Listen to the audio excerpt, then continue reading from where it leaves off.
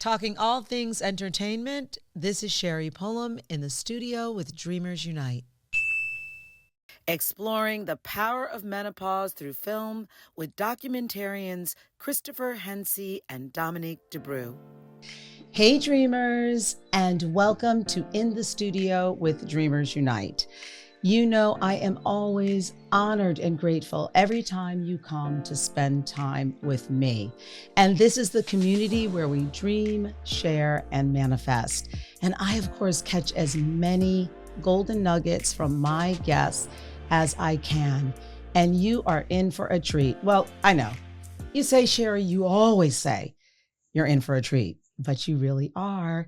I have a couple today, and they are on a mission to improve the human condition. And when I heard that, I was like, wow, that is huge. And they are doing it through their artistry and through a new film, Crone, the Wise Woman Hypothesis. It is a woman's empowerment film, and I'm going to let them tell you more about it. I am so excited to have you here. This is Dominique Debroux and Christopher Henze. Did I get the names right? Yes. Yep. Okay. I was a little nervous that I wouldn't get those names right. It's the classic. They're a mouthful. They're a mouthful, and I waited to say it until I actually brought you both in. Yep. So welcome to Dreamers Unite. Thank you so much for having us here. Yeah. We're grateful. I'm grateful to have you here. So let's take a deep dive into this film. Tell us the inspiration behind the film, and it really started with your menopausal journey. Yeah. Well, I think we have to start with the idea that we made a movie that is about menopause. Yes. And, you know, it's a little bit of a reach when you're sort of considering what that could be, but we sort of stumbled upon this hypothesis as we were investigating menopause because you were going through it. Yeah, I was going through perimenopause, and, you know, I was really being bitchy at points. But in that, I am a researcher. Whenever I am going through something, I want to find out what's going on, how I can solve it, how I can get beyond. And that's what I was doing.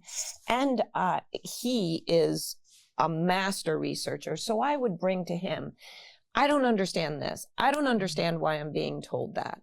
And so in handing this off to him, he actually was working with a medical marketing company at that point, and he started interviewing doctors and OBGYNs specifically. So I'm watching her go through this puzzlement towards this next phase of her life. And I had also done a movie about pregnancy before. And what I observed for her and the other women who were in the film is that when a woman goes through pregnancy, they're going through miserable conditions. I mean, you're literally putting your life on the line so that we can have babies. I'm so grateful that you do that. Thank you, by the way. You're welcome.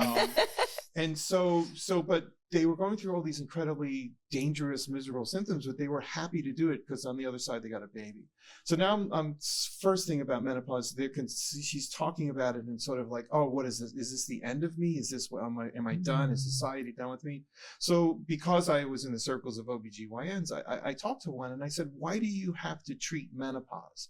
And he said to me, oh, well, because we need to fix nature's mistake. Wow. Oh, yeah. Someone said that. Yeah. Somebody said that to me, and I just was like, Was that a doctor?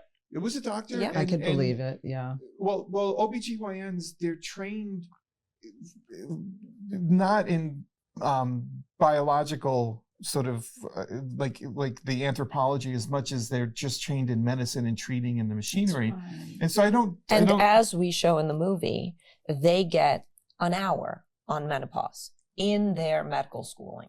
Yeah. Yeah, and there's no judgment around it. It's just really the discovery of how much education is. Yeah, and they're doing the best they can with their information. Correct. And so they're taught that they have to fix this problem of menopause because our current culture thinks of menopause as a problem. And what this whole film did was I followed the story of this. Well, did nature make a mistake or not? If it is a mistake, then that's just an artifact of us that we're getting older. If it's not, it's an adaptation that has a lot of deep meaning. And so once you consider this something that has a lot of deep meaning, now you have to go find the story of why it has that deep meaning. And that was this film is the result of that journey of finding that story. Yeah. And for me, so basically finding out the origins of menopause, and that actually it could very well be the fact that menopause happened that made us the humans that we are. And it shows the importance of menopausal and postmenopausal women to our society and to kind of organizing and leading where we're going. And that change in perspective, yes, I still had the hot flashes. I still had problems sleeping. And I found, I'm a natural girl, so I found my natural way, supplements, etc., through it. But mostly changing my perspective, all of a sudden, this wasn't a problem. This was just something that was training me and helping me so that I can use my wisdom, my experience, and go forward and lead. Yes, and you can use your intuition. Yes. Yes. Exactly. So we are going to take a quick look at it. We're going to play a clip. So team, let's roll it.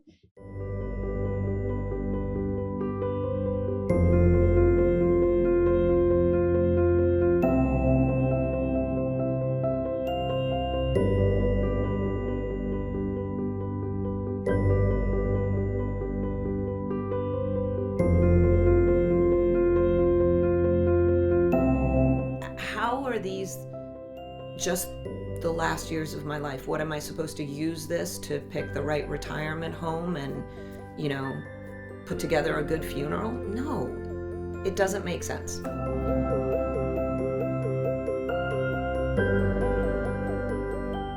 If we talk about Darwinian evolution or things like that, that there must be a reason for this to have happened. Let's look at a matriarchal answer to this and say that it's a time for women to lead in the world as opposed to procreate. The little element of crazy into this. Things that are the center of my research are questions about human evolution. It is much bigger than the grandmother hypothesis. This idea that no one lived past the age of 40 is technically false. It's not true. The second stage, where they actually start using fire for themselves. That just becomes so much more powerful post-menopause. All of the crap has just vanished. You're talking about the victory of the Crones.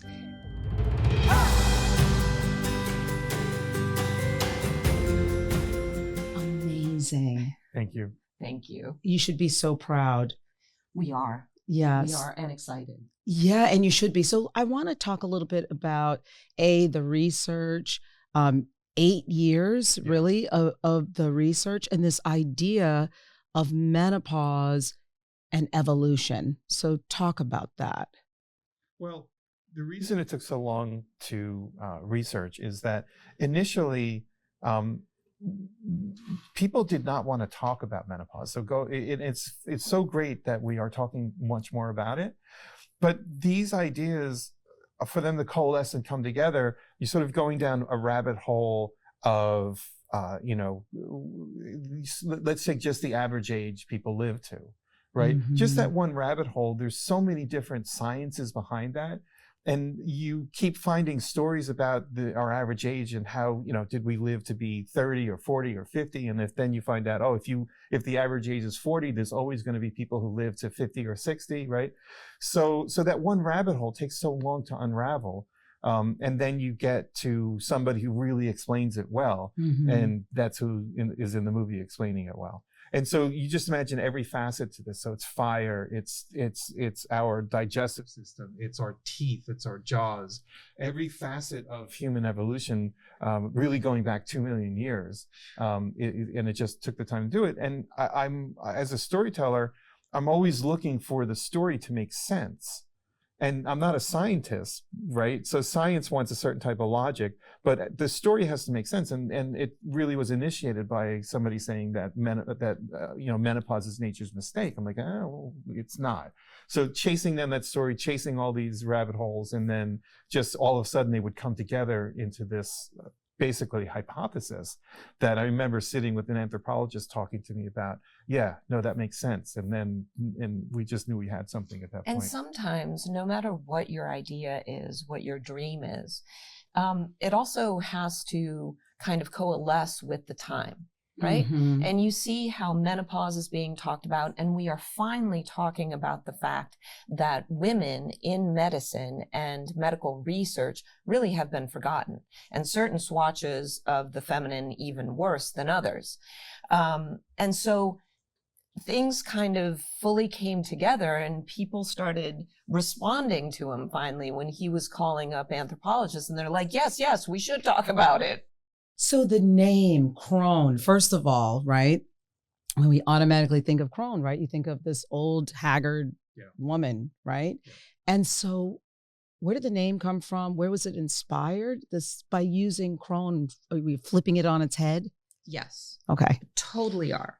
Because there's mythology to Crone coming, the base of it coming from the crown chakra, which is your place of wisdom.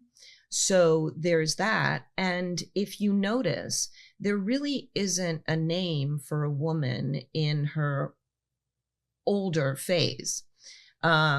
We've taken witch, and that's been taken down. Hag, which comes from, or one of the things that it comes from is haggis, which means the holy. All of those things have been taken down. So yes, why not reclaim a word? And for me, that should be good. And for me, yes, it's one of the aspects to manifesting something from a dream is that the whispers that come to you, the subconscious information. And so I started researching 8 years ago. And I'm like saying, well, what can we call this? And the name creates an energetic, right? Mm-hmm. And so I kept finding the word crone, but then saying, oh, nobody's going to want to call the movie Crone. But then there was a whisper in the background that I was listening to. It was like, no, it's what it can be. And so 8 years ago, there was a lot more resistance to it than there is now. That's right. And I'm finding that we have this potential to reclaim Crone for its true beauty, which is the veneration of that sort of phase of womanhood and the potential of that. And so that's why we sort of landed on the word Crone and have been wrestling with it ever since. And Yeah. I trust that that's what it's going to be. Yeah, I love the title, by the way. Thank you. Good. I love it. I think you should keep it. I think it should be a keeper. And as you talk about claiming womanhood, let's talk about roles of women. Yes. We talked a little bit about this offline, but I want to carry on this conversation, and then we're going to show a clip about how much we have on our backs. Yes. And we take it on because within this society, within this patriarchal society, we're just supposed to. Mm-hmm. And we use our capability of multitasking and seeing the whole picture just by saying, okay, I'll do it. Okay, I'll take this on. Okay, I feel horrible today, but I'll just go forward because we can. And we don't give ourselves the grace or the understanding that we're doing a phenomenal job. Let's give you some of that. Right. Okay, that's for all the women. Exactly. Thank you, by the way, that you guys pick up the slack. Yes. Thank you. And so this movie shows that we should be patting our backs and also realizing that we are good to the end and we get better with age. Well, and that certainly is a big shift in your mindset, because at the beginning, right, you were like, am I planning my funeral? Yeah. I mean, what am I doing? I was right? seeing ageism in my work. Right. I was just really feeling like, okay, go away now. Wow. Let's show a little clip of Danielle. Can you tell us who that is? And So Danielle Maddox is, she actually was in my movie about pregnancy when she had her twins. And so she was a big part of that. And now she's a little bit older. So I said, oh, can I talk to you about menopause? What? You want to talk to me about menopause? Sure. So this was her addition to the film. when she's talking about being a woman in today's age. And she's a phenomenal career woman. Yeah. And she was Phenomenal older. mom. A phenomenal mom. She was older when she had her twins because she didn't have a partner, and she's like, fine, I'll do it on my own. Got inseminated and had these wonderful twins. So you see what I mean? That sort of force of nature. That sort of force of nature. Yeah. All right, let's meet Danielle. There should be some kind of grace for what women go through when it comes to menopause and when it comes to, you know, having your periods. And there just isn't. I don't think we allow for women to get as much help as they need. I think women have so much on their back, and we put up with it, that we just don't give them the grace that is needed with a million things. Even when you look at how women are supposed to, you know, the norm is that a woman takes care of the home, and now a woman also goes out and works, and then a woman's going through these things hormonally, and a woman's going to have the baby, and it's just, women do so much, and it's just expected for them to be okay. You know, and I'm a single mom, so I think I go through it times 10. I don't ask for help, I just do it. What's the toll that it's taking on you? You know, yeah, I got it done, but you know what, I only slept 2 hours, or I you know, it affected my family, my kids didn't get to see me, but it got done, and people are just looking at the fact that it got done. So it's this concept of like, we just have to get it done. Yes. What do you want people, when they watch the film, you know, what is the message that you want, not just women, but everyone, men too? You know, you're on this journey. We're all a part of this journey together. What do you want everyone to walk away with? That's one part. And the second part is young people, young women. Remember, this is a movie for you too, because praise, you know, we hope that you're going to age and you're going to grow older. All of us, right? So I want people to understand this is a movie right for everyone. So let you take it away. So first of all, that you alluded to the idea that this film could have an impact is so important to me, because I seek to always, it chokes me up, right? I seek to always want to move the human condition forward, right? And that's my mission every day. And so that this has that potential, it's emotional for me because we work so hard to try to do that. The other side to it is Dominique said something that was so beautiful to me. She said, when I was going through the initial struggle of menopause and thinking that this is the end of what I am and trying to figure it out, and you brought this information back to me, I now realize that I actually, in this phase of my life, get to be the best version of myself. Yeah. And if we can have women feeling like they can be the best version of themselves at this point in their lives, the change in our world that's going to happen because of that is so profound. There's no end of studies that say women's empowerment make the world a better place. And so at the end of the day, this is about, I hope women can find a place that they can stand on the shoulders of their sisters from all of history and feel strength and profound ability to sort of get things done and bring us to where we're supposed to be next. You know what's coming, don't you? You don't know, but this is a golden nugget moment. Yeah, it is, because oh my goodness, you just said so much, and I feel emotional from feeling your emotion behind this, is that for women to feel empowered as we mature, and that is not necessarily what society tells us to believe about ourselves, that we get better and we are evolving, or that's what we hope we're doing, into our best selves. Oh, I'm catching the nugget. Hold on, you give another one. Boom and a boom. There you go. And I would like to make it even bigger in the way that, for me, if this film can start showing us that how society puts us all in boxes, whether because of our sex, color, creed, etc., and that we don't all fit a particular box. And it's about what you do and what you bring to life every day, and the work you do and the thinking that you do and what you put forward. And that's what's important. It's not all the other stuff. Okay, I'm going to let you look at the camera and throw that nugget out to our dreamers. It's about, tell them what you do that's important. It's about what you do and what you bring to life. It's not about fitting into a particular box. I love that. Okay. I already told you they were going to be, I was going to catch a lot of nuggets and I was going to throw them out. And look at some little smooching going on here. You don't know what can happen here at Dreamers, people. You don't know what can happen. So speaking of Dreamers, of course, we want to, before we go into our next segment, we want to leave our Dreamers with, I always call it an offering. Okay. I stopped that word of, advice a long time ago. This film also, you have some heavy hitters producing along with you. You're even in talks with like HBO, Netflix.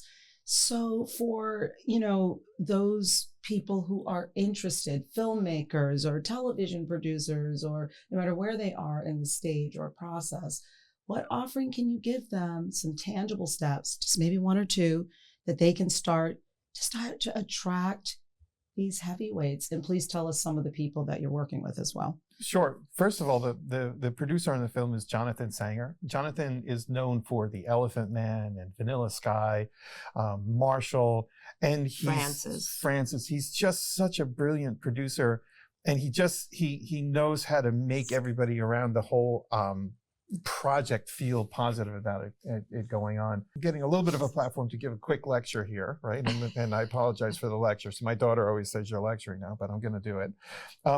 The main thing that I would love everybody to think about proceeding along from an idea, a little inkling, to manifesting it, to bringing it into the world, it's the idea of relentless execution.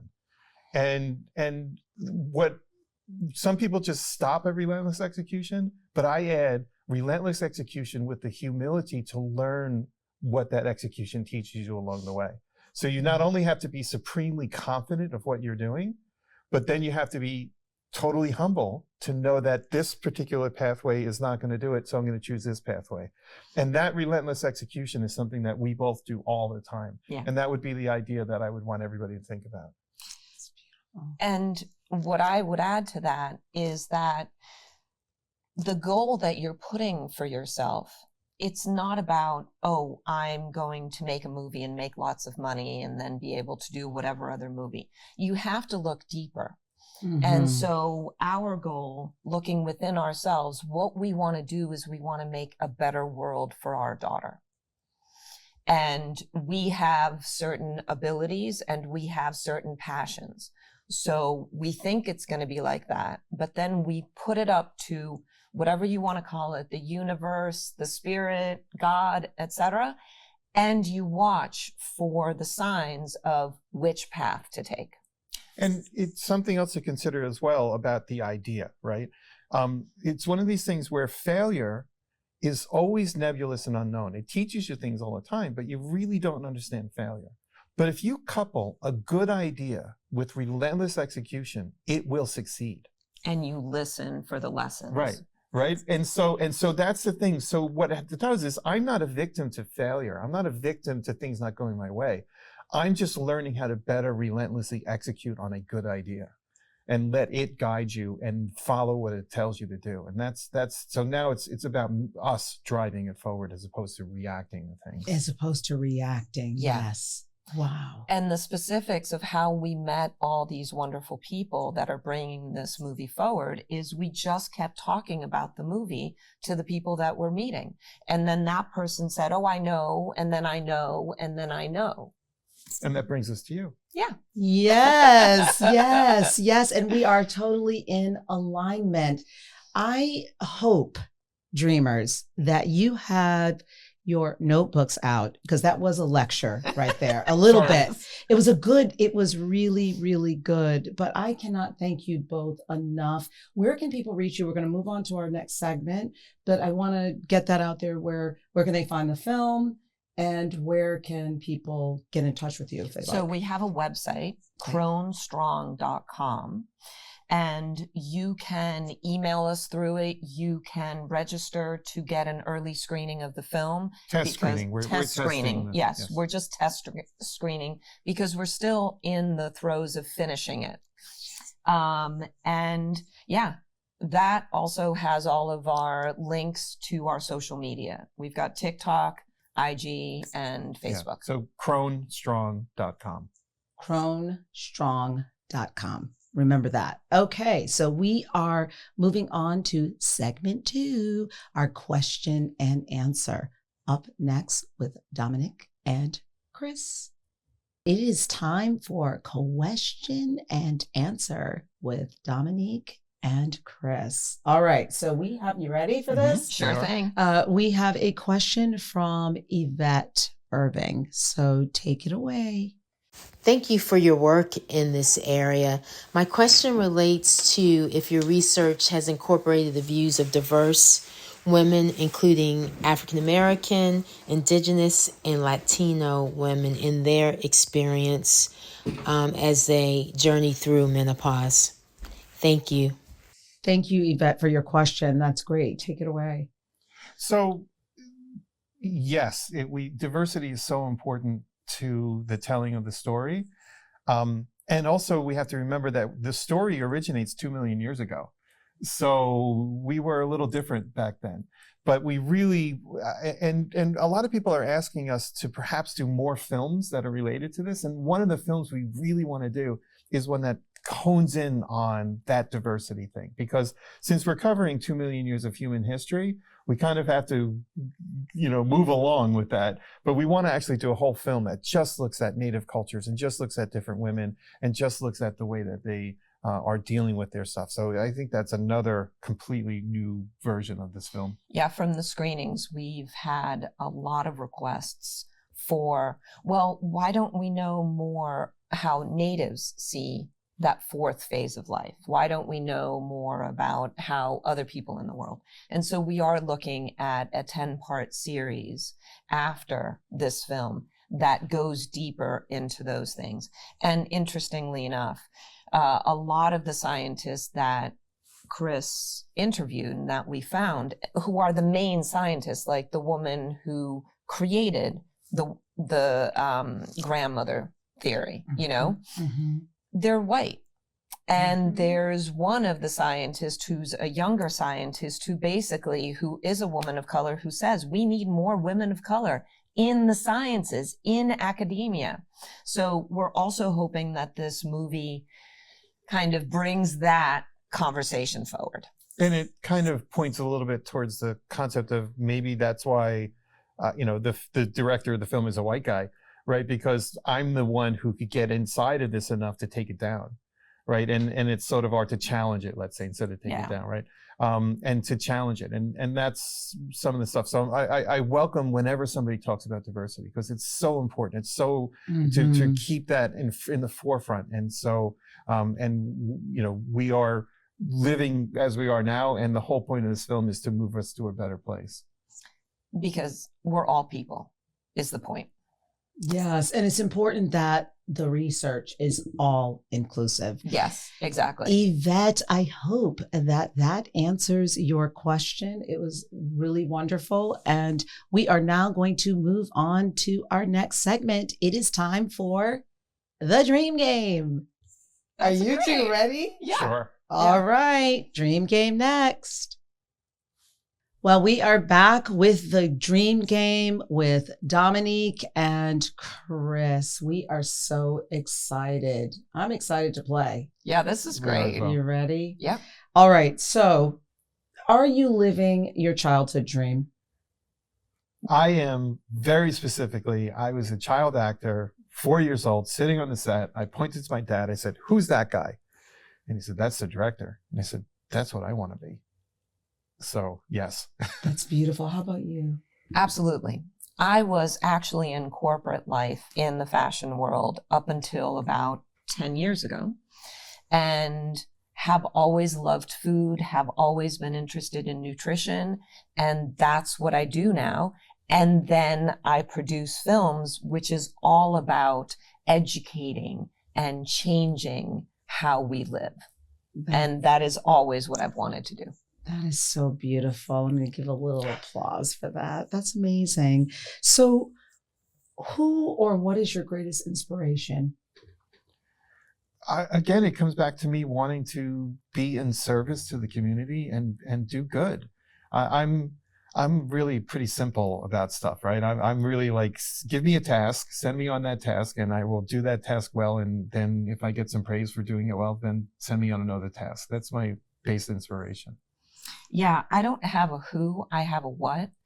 Health and happiness. And I don't mean happiness like you always are just, joyful and jumping around, but that sense of, and that is my inspiration. So every day, what is it that I can move forward myself, the people around me, my family, my greater family, to feel that?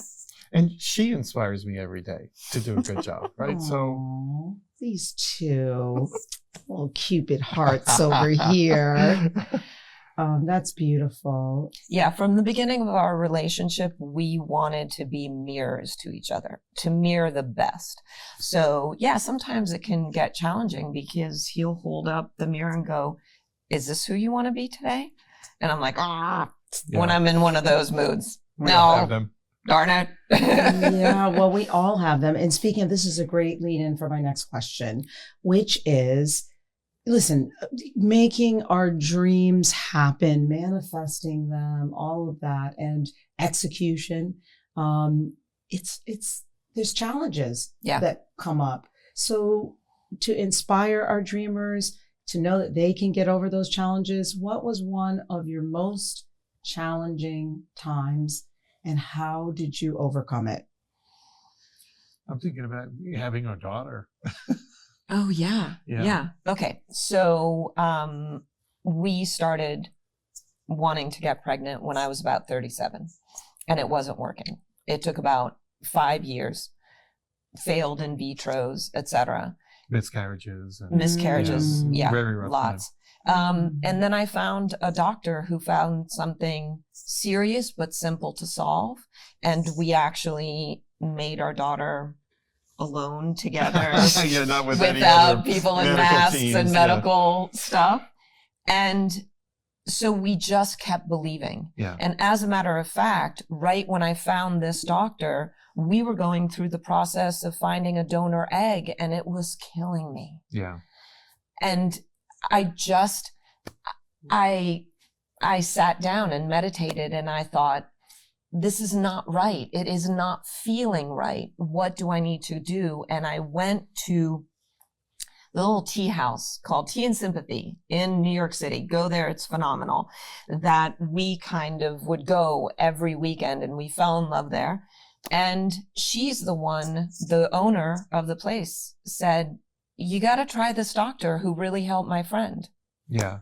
And the other thing that happened for me, I remember what was so rough about it, is that at the time you're sort of saying, well, we have this philosophy of believing in ourselves and manifesting and dreaming. And it was so rough because we're like, is that not working? Do we have to call time on that idea? Yeah. That we were doing the in vitro and the different things and it's just not working. And we had to really just reaffirm our faith in our process and the way we realize our dreams. And that's when we found this doctor. And then we wound up with our daughter. So we got to a place of a real test of faith in ourselves. And then we reaffirmed our faith in ourselves and our dreams. And we realized our daughter, who's now 16. And that's what we put into our artistic lives, because art can be that ethereal, yeah.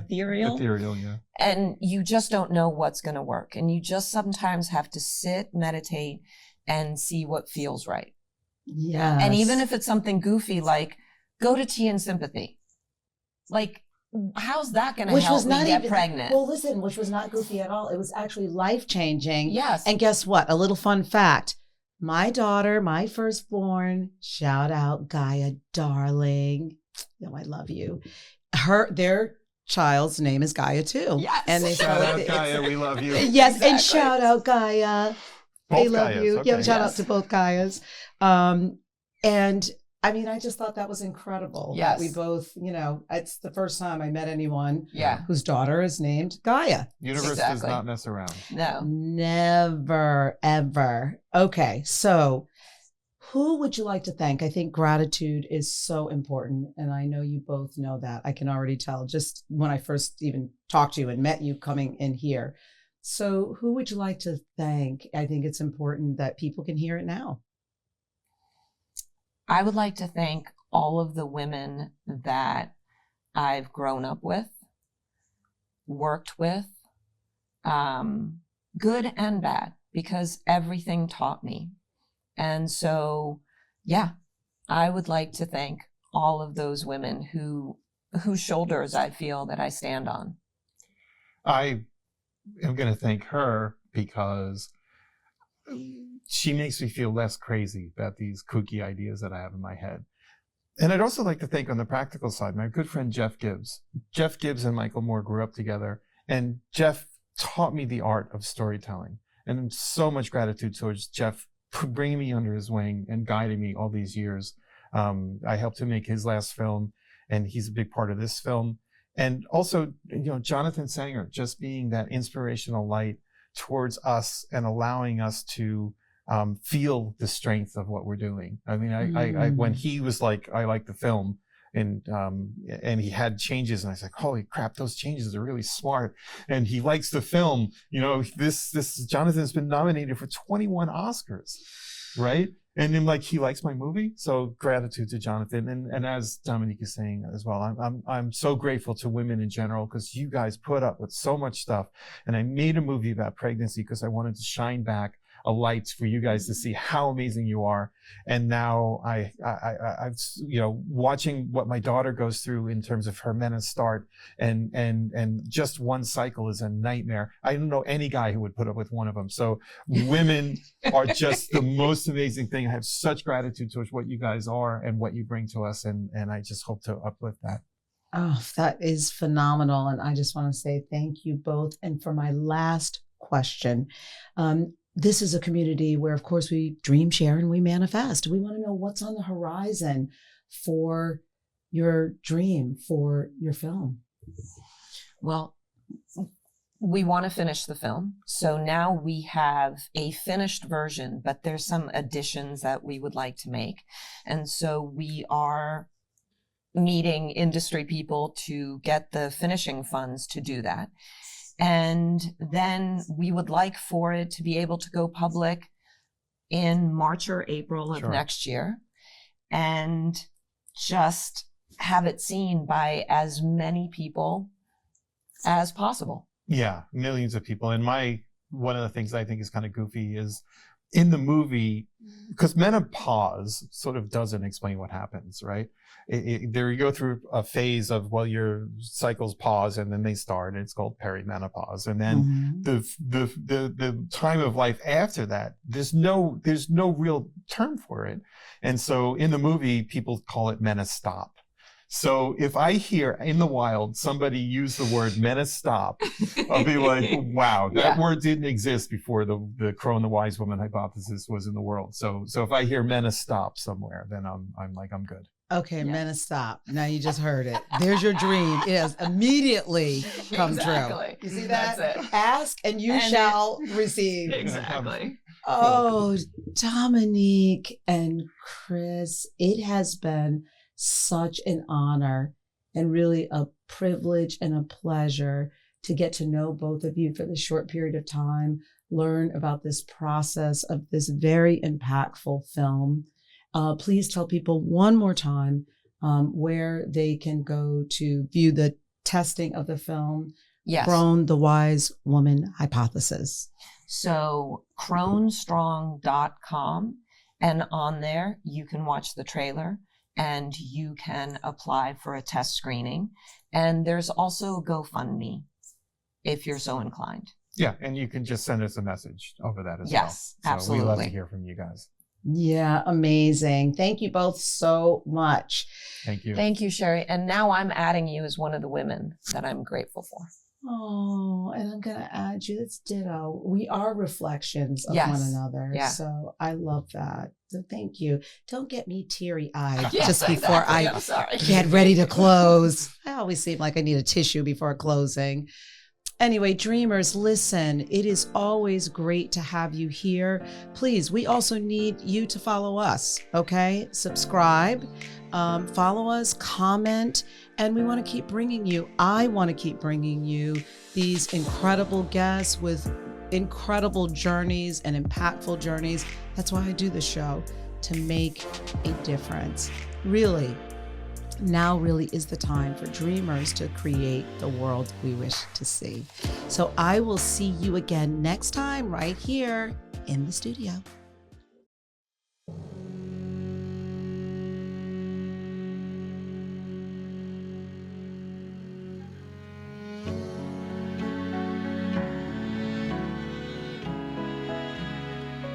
Always, always.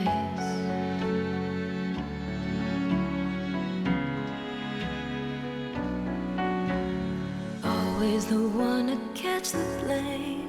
The lines from a smile remains the same. A mother's love was not enough when they broke her down for being too tough. Maybe in time love will define. Put it together, let's say she was mine. Right from her heart, strong from the start. A woman who won't go for nothing.